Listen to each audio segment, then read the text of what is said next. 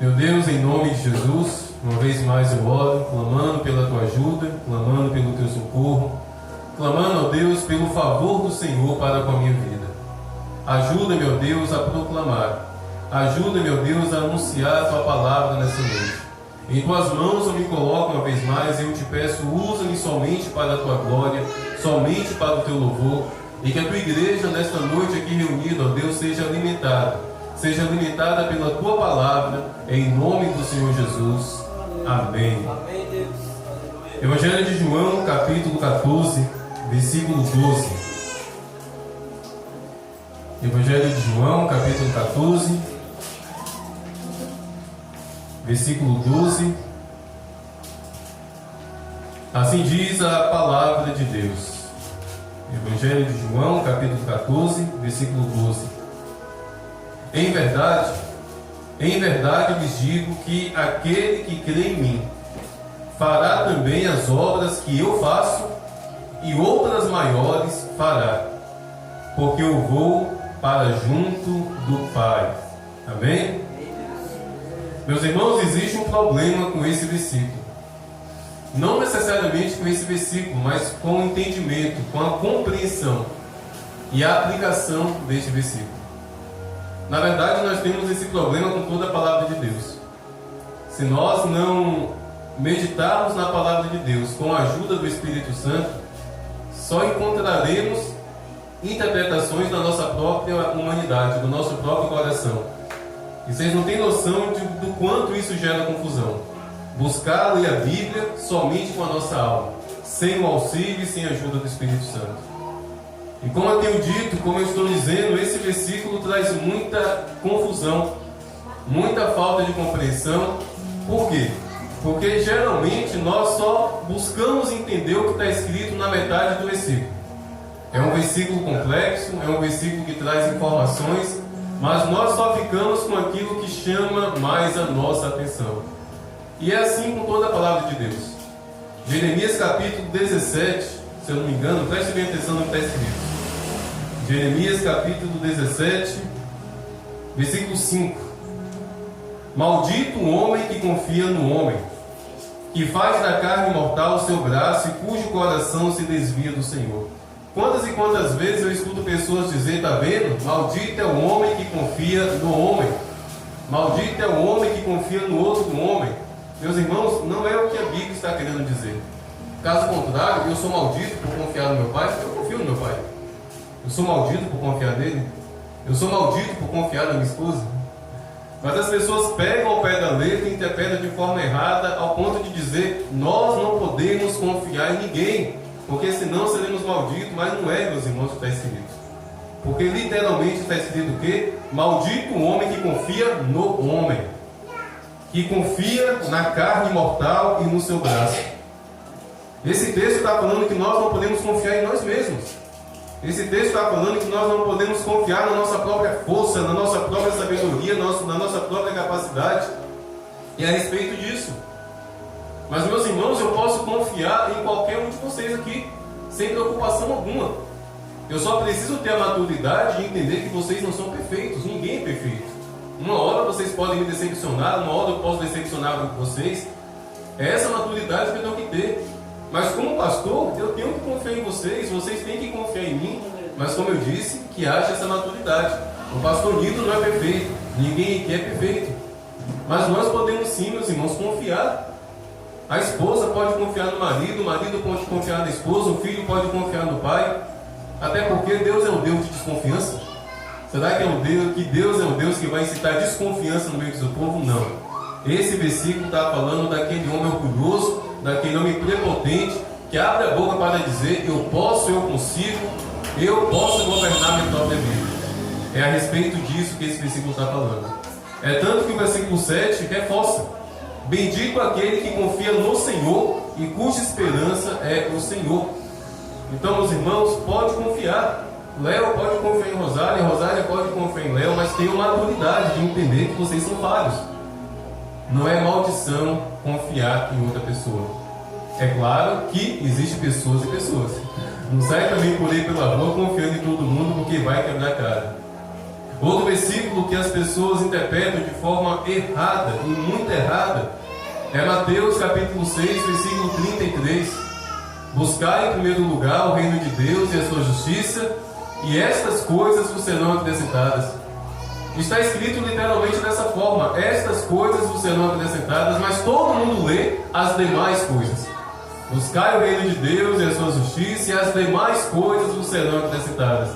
Pastores leem dessa forma, pregadores pregam dessa forma. Muitas vezes nós, com a Bíblia aberta, está diante dos nossos olhos, mas na hora que a gente vai ler, a gente fala as demais coisas, mas não é o que está escrito.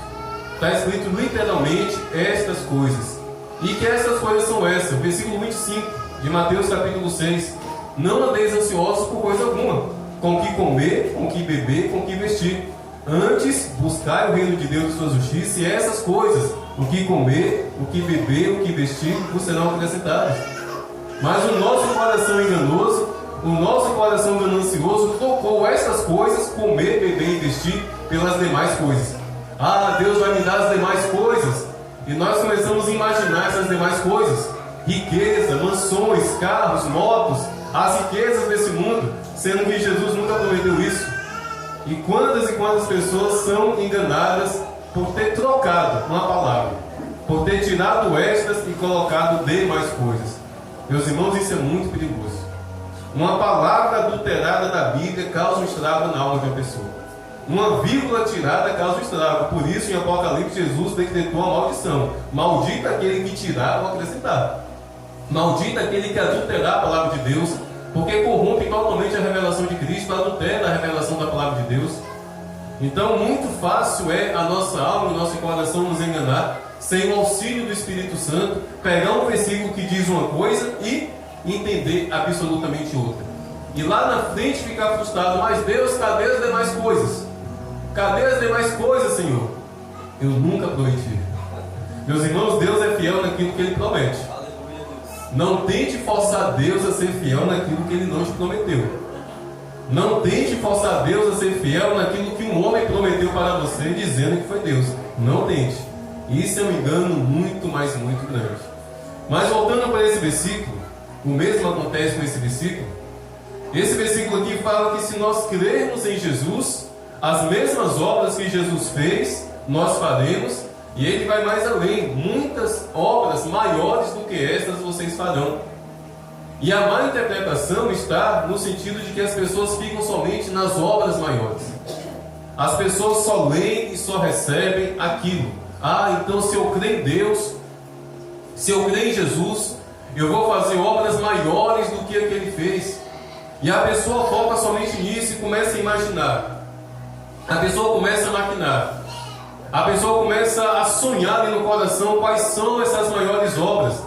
E todas elas envolvem o microfone. Opa, as maiores obras é cantar, as maiores obras é pregar, são seminários, são congressos, milhares de pessoas, é me tornar conhecido no mundo inteiro, é ter uma agenda. E colocam também nesse bolo de má interpretação o se tornar rico. Meus irmãos, hoje à tarde eu estava pensando: ô desgraça que foi, ô desgraça que foi o associar riqueza aos pastores. Houve um tempo, meus irmãos, que pastor não era sinônimo de riqueza, não. Mas hoje, infelizmente, na maioria das pessoas, na mente da maioria das pessoas, riqueza, dinheiro, carro do ano, carro importado está associado aos pastores. Dias atrás eu vi um vídeo de um pastor se gabando. A Mercedes deles havia acabado de chegar. Ele chegou filmando a Mercedes, abriu a porta, entrou lá dentro. Ah, a bênção de Deus chegou, glória a Deus, aleluia. Amém. Você receber como uma bênção, meu irmão. Mas uma Mercedes, olha só, um pastor. Imagine Paulo, há 2000 anos atrás. Paulo nunca se passou pela cabeça de Paulo que um dia um pastor, um missionário, teria uma Mercedes-Benz, um carro avaliado em 300 mil reais. Eu acho que nunca se passou pela cabeça do apóstolo Paulo, pastores recebendo 20 salários mínimos, não gastando um centavo com gasolina, não pagando aluguel. Eu acho que nunca se passou pela cabeça do apóstolo, nem por Jesus. Se bem que Jesus sabe de todas as coisas, ele sabia a corrupção que estaria nesses últimos dias no meio da igreja. mas está associado a essas demais coisas, a essas grandes coisas, o se tornar rico e famoso através do reino de Deus. Tudo por quê? Porque as pessoas ficam nas maiores obras. Mas preste atenção no que Jesus diz, meus irmãos. Ele diz que se nós crermos nele, as mesmas obras nós faríamos. Vocês farão as mesmas obras que eu faço, e obras maiores vocês farão. E o problema de muitos estão se dedicando às maiores obras. Querem ser conhecidos, querem se tornar um grande pregador. Mas nesse versículo Jesus fala das mesmas obras. E a maioria de nós não queremos as mesmas obras que Jesus fez. Sabe por quê? Porque essas obras são secretas. Essas obras de viver. Mas pastor, quais são essas obras que Jesus fez que nós também faremos? Antes das maiores obras. Antes das maiores obras, Jesus, meus irmãos, nos disse que nós devemos fazer as obras dele. E uma das obras que Jesus operou, meus irmãos, foi misericórdia. Ah, pastor, eu pensava que eram os milagres, as curas, Jesus andando sobre as águas. Entenda, milagres é obra do poder de Deus, meus irmãos. Aleluia. Se Deus usar a sua vida para você orar, o enfermo ser curado, não se gabe não. Não fica orgulhoso não. É Deus operando através da sua vida. Aleluia. Não sai por isso que fala no peito, eu curei o enfermo. Para com isso. Satanás que fez isso foi tirado na terra, todo orgulhoso. É a obra de Deus, é o poder de Deus através da sua vida. Mas sabe o que nós podemos fazer? A obra que nós podemos fazer é imitar Jesus nas obras que ele praticou aqui nessa terra. E Jesus, ele operou a obra de misericórdia.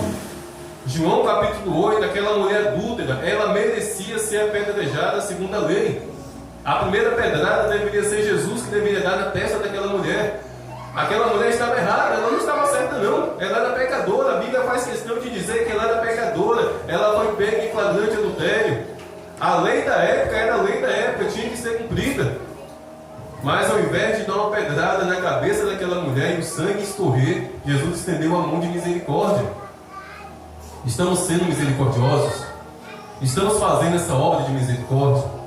Estamos tendo misericórdia pelo próximo? Estamos tendo misericórdia pelos irmãos da igreja? Estamos tendo misericórdia por aquelas pessoas que não gostam de nós? Um dos significados da palavra misericórdia é amar a pessoa apesar das suas misérias. Meus irmãos, Jesus nos amou quando éramos miseráveis. Nós não tínhamos nada, absolutamente nada. Então as obras que Jesus fez, uma delas é misericórdia. Então antes de pregar, antes de cantar, antes de se tornar conhecido nessa cidade, ou fora dessa cidade, ou no Brasil, seja misericordioso. Pratique a misericórdia, faça essa obra que Jesus fez. Jesus também fez a obra da compaixão. Mateus capítulo 8, o leproso, um homem apodrecido da cabeça até a sola dos pés. A lepra era mortal naquela época, e não só mortal, era consequência, segundo a crença da época, consequência de maldição de Deus. Então o camarada não somente era doente, mas era considerado um amaldiçoado. E aquele leproso chegou até Jesus e disse: se o Senhor quiser, eu sei que o Senhor pode me purificar. E ele disse isso se esquivando. Certamente ele disse isso abaixando a cabeça, porque ele sabia que ninguém podia tocar nele. Mas Jesus, meus irmãos, curou aquele homem, não liberando uma palavra, mas tocando. A Bíblia fala que Jesus tocou naquele homem. Meus irmãos, isso é compaixão. Quando você toca na ferida de um necessitado, quando você estende a mão para uma pessoa que ninguém está estendendo a mão, quando você abraça quem ninguém quer abraçar, isso é compaixão.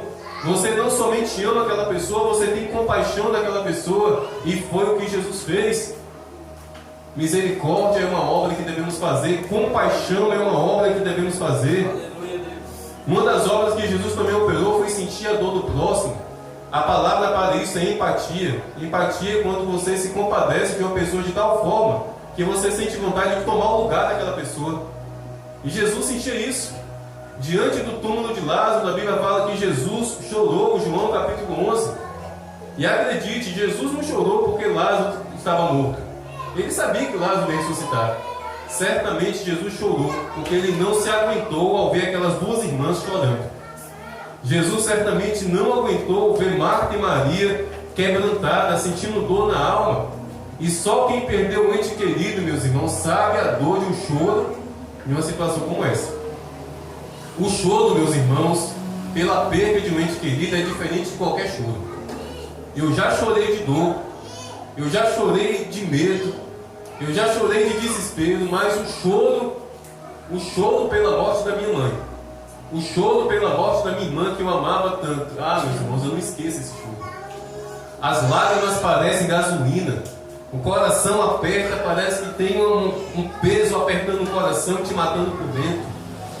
E Jesus sentiu a dor daquelas mulheres, Marta e Maria chorando, por isso Jesus chorou, porque Ele se colocou no lugar daquelas mulheres. Ele se colocou em um lugar de sofrimento. Meus irmãos, estamos chorando com os que choram? Ou somos apenas papa-festa? Sabia que tem gente que é papa-festa? Só vai na casa do irmão quando tem aniversário, quando tem churrasco, quando tem almoço. Quando o irmão está chorando, quando o irmão está sofrendo, quando o irmão está doente, não vai não. Vai que pega, Deus me livre. Vai que é contagioso esse mal. Vamos colocar no lugar do outro. Vamos chorar com quem chora. Vamos varrer a casa. Eu sempre falo isso aqui. Vamos varrer a casa de quem está doente. Vamos lavar a roupa de quem está doente. Vamos fazer favor para quem está acamado ali dentro da sua casa. Vamos ser crente de verdade e fazer a obra de Jesus, meus irmãos. Uma das obras também é o perdão. Lucas capítulo 23, o ladrão ali na cruz, 2 ladrões, um deles escarneceu de Jesus. O quê? Jesus, não era você que estava fazendo milagres e maravilhas? Desça dessa cruz então. E o outro, cala tua boca, infeliz. Nós merecemos estar aqui. Somos bandidos, somos criminosos, este aí não. E aquele rapaz olhou para Jesus e disse: Senhor, permita-me com que hoje eu entre no paraíso, me salve, eu me arrependo. E Jesus disse: hoje mesmo tu estarás comigo no paraíso. Perdão. Meus irmãos, Jesus não levou em consideração o passado daquele homem. Se aquele homem estava na cruz, acredite, ele não era só ladrão, provavelmente ele também era assassino. Por causa de roubos, os romanos não crucificavam ninguém. Tinha que ser algo muito grave. O crime de Jesus, por exemplo, os judeus convenceram Pilatos de que Jesus queria tomar o lugar dele. Ele se diz rei. Se você perdoar ele, se você abençoar ele, você é contra César. Por isso Pilatos deu ordem para crucificar Jesus, porque a condenação foi uma rebelião. Ele quer fazer uma rebelião aqui, era passivo de morte. Mas ladrão não. Levava uns tabefes, umas porradas na mão e era liberado. Aquele homem não era só ladrão, certamente ele era assassino. Mas nas últimas horas de vida, ele reconheceu o Salvador. Clamou por perdão. E se a Bíblia diz que Jesus abriu a boca para dizer: hoje mesmo você estará comigo no paraíso, eu creio. Tem um monte de teólogo dizendo: não é bem assim não. Não é bem assim não. Não funciona dessa forma não. Tentando justificar as palavras de perdão de Jesus. Mas está escrito literalmente: aquele homem foi perdoado. Pastor, mas também na hora da morte todo mundo procura Deus. Eu tenho certeza que todos aqui um dia já fizeram esse julgamento, porque eu já fiz. Fulano de tal, só porque agora está daquele jeito, procura a igreja. Quem aqui já me disse isso uma vez, né? A respeito de alguém. Até semana passada estava nas farras, foi só ficar doente. Foi só o filho começar a aprontar, procurou a igreja. Quanta gente fala isso, né? Sendo que Jesus não fez isso. O homem passou a vida inteira no erro, mas naquela situação de morte procurou a Jesus e foi abraçado por Jesus. E isso se repete ainda hoje, meus irmãos. Deixa as pessoas virem por interesse. Deixa as pessoas virem para a igreja porque aconteceu uma tragédia na vida delas. Não vamos julgar não. Isso, o importante é ser acolhido. O importante é a gente estender a mão. Meus irmãos, eu sempre falo isso para todo mundo sem vergonha alguma. Eu aceitei Jesus por interesse porque a minha vida estava um caos. A minha vida estava uma porcaria. Não vou mentir não. Não foi por amor: Jesus, eu te amo, eu entrego a minha vida para o Senhor. Não, foi porque a minha vida estava na lama. Eu ia morrer. Qualquer momento eu ia cometer suicídio. Atormentado por demônio para tudo quanto é lado. Eu busquei Jesus por interesse. Me liberta, me ajuda, me salva. Hoje eu amo Jesus. Hoje o meu coração é totalmente dele. Mas naquele dia, há 15 anos atrás, no meu quarto, foi por interesse. Não foi por amor. Não foi por paixão. Não foi porque eu quero ser crente, futuramente eu vou ser um pastor. Nada disso. Eu queria me livrar daquela perturbação na minha alma e na minha vida. Então, no final das contas, meus irmãos, sempre é interesse. Sempre tem um pouquinho de interesse no nosso coração a respeito da nossa vida nas mãos de Jesus. Mas no decorrer da caminhada, o Espírito Santo começa a trazer a revelação. No decorrer da caminhada, o Espírito Santo começa a trazer a firmeza. E não mais há interesse. Não mais há segundas intenções, mas o coração sincero. O amor. O amor também é uma das obras que Jesus operou, meus irmãos, aqui nessa terra. Ali na cruz foi o ápice. Ali na cruz foi a plenitude. Pregado naquela cruz das 9 até as 3 da tarde, Jesus, não que ele precisasse provar, mas ali ele provou. Ali ele revelou que verdadeiramente ele nos ama, dando a vida dele pela nossa. Ah, pastor, então o Senhor está dizendo que para eu fazer a obra de Jesus, eu tenho que me sacrificar, eu tenho que morrer numa cruz? Não literalmente. Mas nós podemos, meus irmãos, entregar a nossa vida a Deus. Nós podemos sacrificar a nossa vontade por amor ao próximo. Meus irmãos, embora hoje eu tenha ficado triste, acredite, eu estou um pouquinho triste aqui com a igreja vazia. Porque geralmente culto de ceia, a galera vem. Mas 3 ou 4 dos nossos irmãos estão doentes, estão impossibilitados. Alguns, quando eu chegar em casa, vão dar um puxão de orelha. Olha que negócio é esse, minha irmã. Meu irmão, culto de ceia não é somente para quem é membro da igreja, não. É principalmente para quem entende que é membro do corpo de Cristo. Pois quem não comer da minha carne, não comer do meu sangue, não é digno de mim. Então o culto de ceia, só se estiver doente, capegando, não conseguindo andar, paralisado da cintura para baixo, aí sim. Mas tem que ter um esforço, meus irmãos, não é brincadeira não. As palavras de Jesus não voltam atrás. Quem não comer da minha carne, quem não beber do meu sangue, não é digno de mim. É um mandamento a ser obedecido. Mas, por outro lado, meu coração tem estado muito feliz, meus irmãos, com o que tem acontecido ultimamente. Não somente essa semana, no que diz respeito à situação da Laiana, mas eu tenho visto que a igreja tem aprendido a amar. Eu tenho visto que a igreja tem aprendido a ter zelo pelo próximo, por uma pessoa enferma, principalmente aqueles que estão no nosso meio. Então a Rosália tem ajudado bastante, acompanhando ela no hospital, lavou roupa. A Júcia dormiu lá uma noite, cuidando dela. No dia seguinte acordou cedo, pegou vassoura, pegou rolo, deu uma faxina na casa. E a irmã fica maravilhada: ô pastor, nunca fui amada dessa forma, pastor. Eu nunca fui tão cuidada dessa forma. Cuidada por quem? Pela igreja, pelos irmãos da igreja que estão compreendendo que não basta vir e sentar nessa cadeira, não. Tem que exercer, tem que demonstrar que de fato é seguidor de Cristo e faz a obra de Cristo. Porque certamente Jesus Cristo disse para aqueles que disseram: mas Senhor, preguei em teu nome, nós expulsamos demônios, nós curamos enfermos, e o Senhor não nos conhece? Sim, eu não te conheço, porque eu estive nu e você não me deu roupa. Eu estava com sede e você não me deu água. Eu tive fome e você não me alimentou. Meus irmãos, é aí que Jesus nos conhece. Não pense que eu sou conhecido por Deus porque eu sou pastor. Não pense que o irmão Sivaldo é conhecido por Deus por ele ser presbítero. Não pense que as irmãs do coral se tornam conhecidas por Deus porque cantam. Tem que praticar as obras.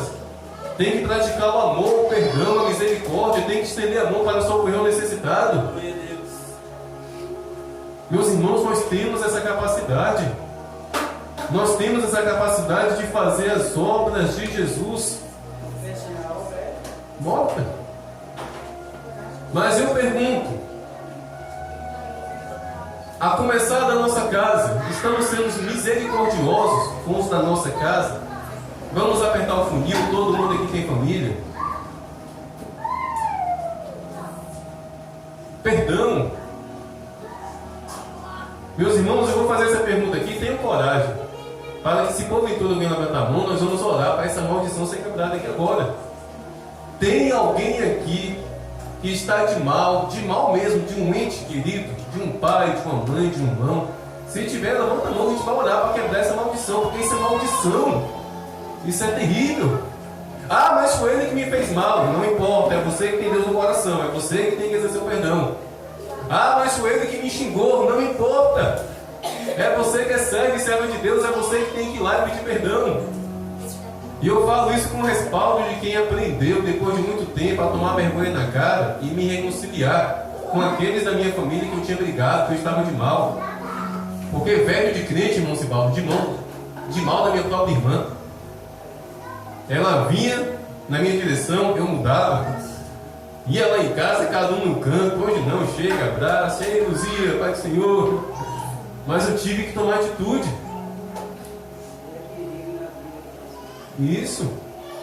Então, meus irmãos, vamos fazer essas obras. Aí sim, veremos Deus nos colocar nas maiores. Veremos Deus nos colocar nas maiores obras. Então, meus irmãos, de nada adianta, sabe, almejarmos as maiores obras, se nós não entendermos que temos que repetir e fazer em primeiro lugar as obras que Jesus ali praticou. E só vai ser possível isso, meus irmãos, quando nós entendemos algo. Jesus na nossa vida não é uma imagem pregada na parede, não. Jesus na nossa vida é uma presença viva dentro do nosso coração. Se Jesus está vivo dentro do nosso coração, como nós estamos vivendo? Se Jesus está no meu coração, porque eu estou de mal de um parente. Se Jesus está dentro do meu coração, porque eu vivo em pé de guerra com o meu vizinho. Se Jesus está dentro do meu coração, porque quando alguém bate lá na minha porta e me pede um pão, eu falo que eu não tenho, sendo que lá na sacola tem 10 pães. Se Jesus está no meu coração, porque eu não vou socorrer um necessitado, um aflito, um doente, porque eu não vou me compadecer com um carente. Mas Jesus está no meu coração, eu sou pastor unido. Às vezes, meus irmãos, nós não percebemos, mas Jesus está só nos nossos lábios. Jesus está só nos nossos lábios. E o coração está longe dele. O coração está distante dele. É uma coisa que eu evito, sabe? Eu tenho me policiado nesse sentido. Eu não reconheço como grande homem de Deus ou como grande mulher de Deus alguém pelo talento, pelo pregar bem, pelo cantar bem. Eu louvo a Deus por isso. Glória a Deus, a irmã canta bem, o irmão prega bem. Mas no final das contas são as obras, são os frutos, são as atitudes, são os comportamentos. Aquela multidão que foi para o inferno, ali diante de Jesus, eu não vos conheço, eles falaram a verdade. Eu preguei Jesus, eu expulsei demônios. Eles não estavam mentindo. Mas nunca foram conhecidos por Jesus, por mais que falaram de Jesus, por mais que expulsaram demônios em nome de Jesus. Então, meus irmãos, vamos entender a Bíblia, vamos voltar para o Evangelho e entender que mais importante do que fazer algo para Deus é imitar Jesus Cristo. É imitar verdadeiramente Jesus Cristo. Mas imitar mesmo. Pai, perdoa-lhes porque eles não sabem o que fazem. Se fosse eu, não tivesse um facão no pé, eu ia partir para cima de todo mundo. Meus irmãos, tem que se colocar naquela cena. Jesus carregando uma cruz pesada, soldados romanos, o próprio povo judeu ali esculhambando com ele. E olha só que interessante. No dia anterior, a Bíblia fala que uma multidão recebeu Jesus. Colocaram os mantos no chão, para o jumento que ele estava montado passar por cima. Pegaram ramos e começaram a cantar Hosana, Hosana, Hosana. No dia anterior, aquela mesma multidão estava recebendo Jesus como rei. No dia seguinte estava cuspindo nele. Ah, se fosse eu. Mas Jesus, Pai, perdoa-lhes porque eles não sabem o que fazem. Aí dias depois, nós vimos um homem chamado Estevão fazer a mesma coisa. Estevão já com a cara toda arrebentada de pedrada, ele olha para o céu e diz: Pai, não impute a esses homens esse pecado. Ah, pastor, mas era Jesus. Ah, pastor, mas era Estevão. Sim, era Jesus. Nós não podemos nos comparar a Jesus, mas Estevão era Estevão. Meus irmãos, sabem o que Estevão era na igreja? Um diácono. Um diácono. E esse diácono levou pedrada, pedrada, pedrada até morrer. Mas antes de morrer, ele pediu: Deus, perdoe esses homens. Eles me deram pedrada. os ossos do meu rosto estão quebrados, o meu cérebro está afetado, Pai, eu estou morrendo, eles me mataram, mas perdoe.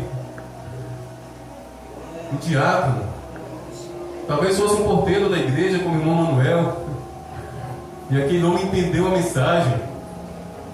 Entendeu a mensagem que ser imitador de Cristo, ou que ser um grande homem de Deus, não é ser conhecido, não é ser um grande pregador, um grande cantor, uma grande cantora, é exercer aquilo que Deus nos ensinou através de Jesus: o perdão, a compaixão, a misericórdia, o se colocar no lugar do próximo, o amar o próximo. Porque somente assim, meus irmãos, nós seremos conhecidos como homens e mulheres de Deus. Não é pelo tanto que nós pregamos, não é pelo tanto que as irmãs aqui cantam, é pelo tanto que nós fazemos aquilo que Jesus Cristo fez. E é por isso que eu me esforço, é por isso que eu me dedico, é por isso que quem é dessa igreja sabe que eu estou sempre me preocupando com um, me preocupando com o outro. Não é querendo cuidar de todo mundo, sabe? Não é querendo tomar as dores de todo mundo, não é querendo resolver o problema de todo mundo, não. É que eu entendo que é assim que tem que ser. E essa responsabilidade não deve ser somente minha, vocês também. Vocês podem ajudar uns aos outros.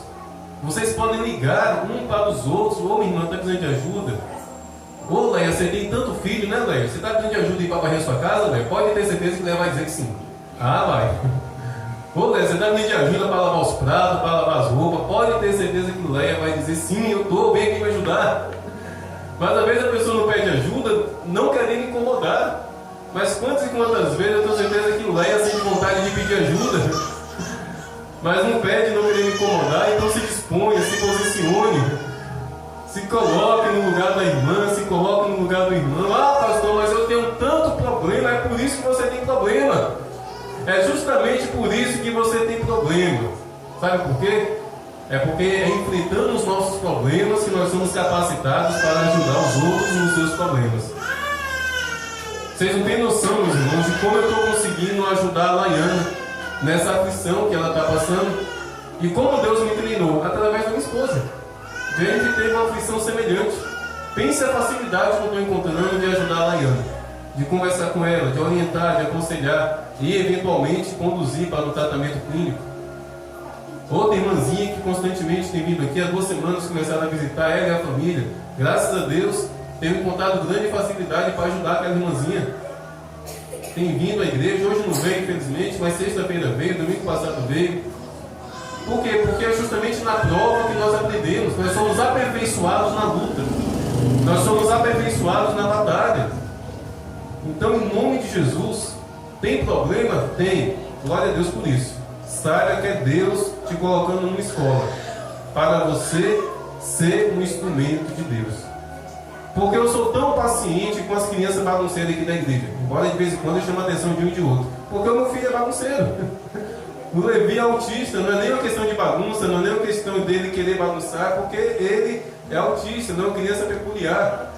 Ele não tem a mesma mentalidade, a mesma compreensão das outras crianças, então vai dar trabalho. E vocês não veem ele crescer nessa igreja dando trabalho. Então isso me coloca na posição de ter empatia, de ter paciência com as crianças, de entender as mães, sabe?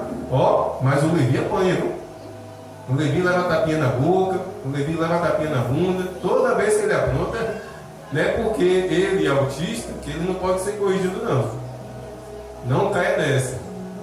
Certa vez eu fui no culto infantil, e enquanto a irmã estava pregando, eu falei: oh Deus, eu vou chamar essa mulher para ir lá na igreja, pregar para as crianças.